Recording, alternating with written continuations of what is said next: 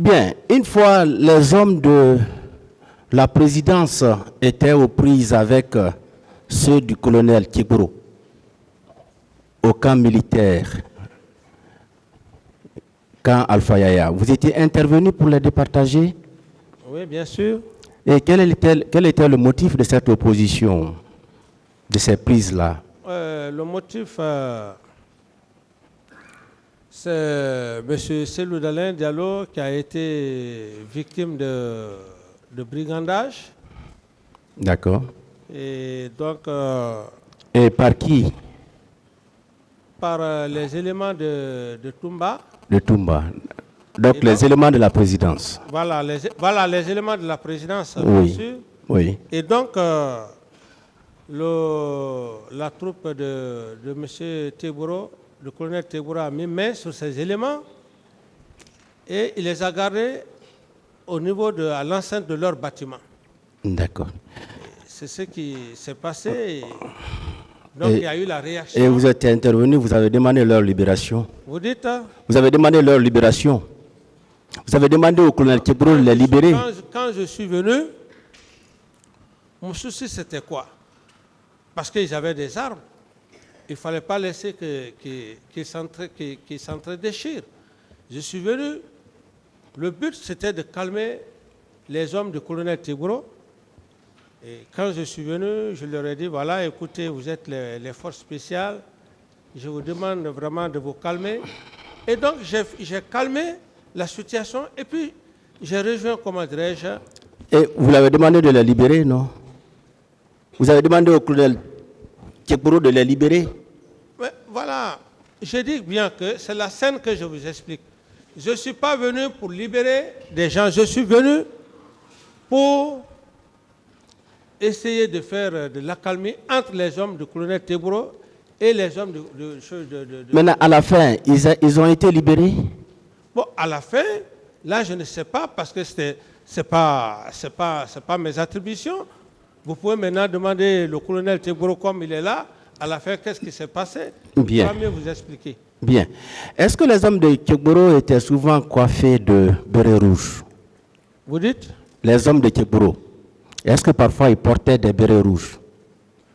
Non, les hommes de Tchegboro portaient le béret vert avec des t-shirts noirs que moi-même, je les qualifiais de force spéciale. D'accord. Et d'ailleurs, c'est cette même force-là qui a fait que il y a certaines choses qui ne se sont pas passées au camp. D'accord. Et parlez-nous de Foromo. Qui est Foromo? Bon, monsieur le procureur, vous parlez de Foromo. La personne qui a parlé de Foromo, c'est cette personne-là que vous devrez la faire venir ici. Vous n'avez jamais connu Foromo? Il y a plusieurs Foromo. Oui, Foromo le féticheur alors. Je dis bien... Je précise, Foromo le féticheur.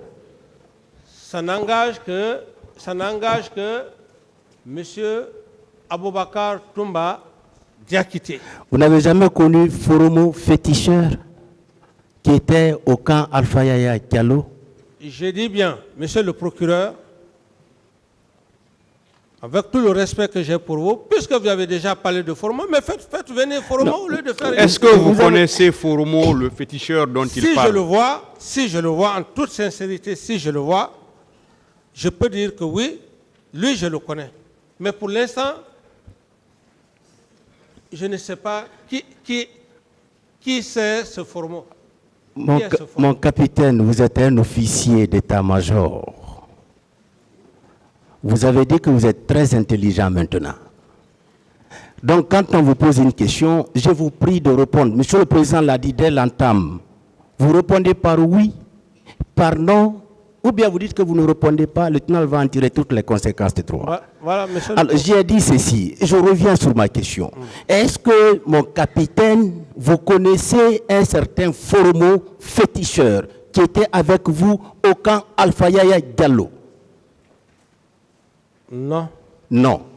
Et Toumba dit que vous avez été chez ce féticheur-là pour signer un pacte de non-trahison. Vous confirmez cela? Vous n'avez jamais signé un pacte avec lui, chez Foromo? Non, pas du tout, c'est des allégations. D'accord. Et chez M. Gono Sangaré,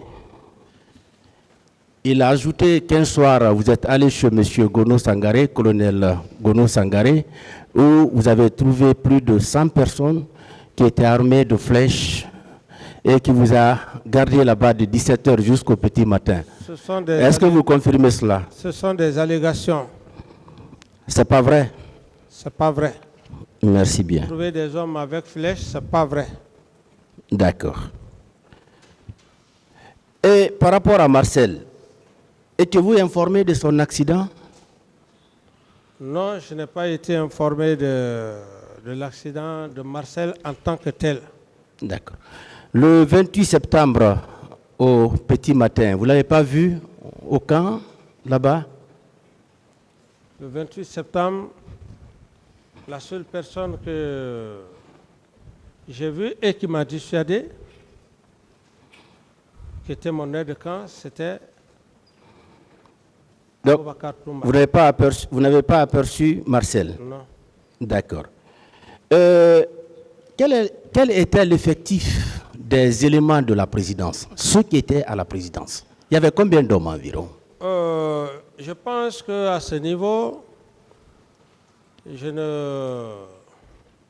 y avait un commandant de régiment, un adjoint, et je pense que Toumba peut mieux encore vous dire le nombre parce qu'il avait un secrétaire. Donc, vous ne pouvez pas estimer l'effectif? Je ne peux pas estimer parce que je ne m'occupais pas du régiment. Je n'étais pas le chef du régiment. D'accord. Est-ce que tous ces éléments de la présidence étaient armés? Ils étaient tous armés? C'est à lui de demander parce que c'est Non, les éléments de la présidence, ceux-là qui étaient à vos côtés, est-ce qu'ils étaient tous armés? Mais les éléments de la présidence, s'ils sont militaires, ils sont forcément armés. Merci bien.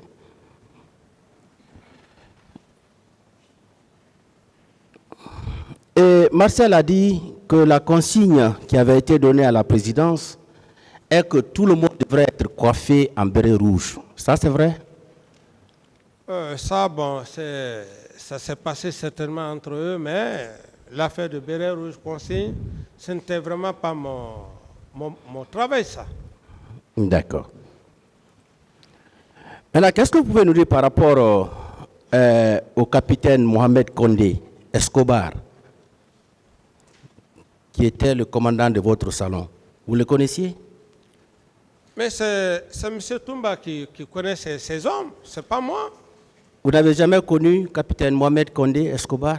Mohamed Condé, si je le vois, je peux le connaître. M. Toumba ne peut pas inventer des noms ici et que vous m'obligez à connaître. Non, vous savez...